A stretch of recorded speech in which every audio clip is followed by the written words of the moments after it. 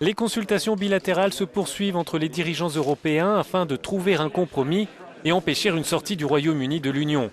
Mais rien n'est acquis après 24 heures de négociations, selon le Premier ministre britannique. Nous avons fait des progrès, mais il n'y a pas encore d'accord. Et comme je l'ai dit, j'accepterai seulement un accord qui répond aux demandes britanniques.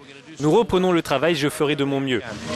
Le Royaume-Uni, qui ne fait pas partie de la monnaie unique, veut par exemple pouvoir intervenir dans le processus décisionnel de la zone euro.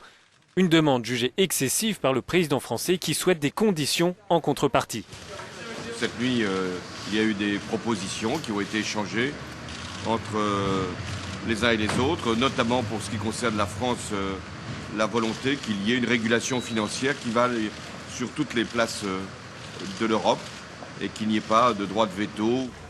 La crise des réfugiés s'est aussi invitée dans ce débat. Le Premier ministre grec menace de ne pas signer un éventuel compromis. Alexis Tsipras veut en effet s'assurer que la Grèce ne se retrouvera pas isolée face à l'afflux de réfugiés. D'après un diplomate européen, le dîner des dirigeants de l'Union doit essayer d'aplanir les dernières divergences et indiquer ainsi qu'un accord est en effet possible.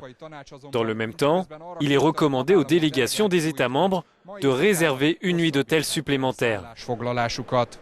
Zsíros Sándor, Euronews, Brüsszel.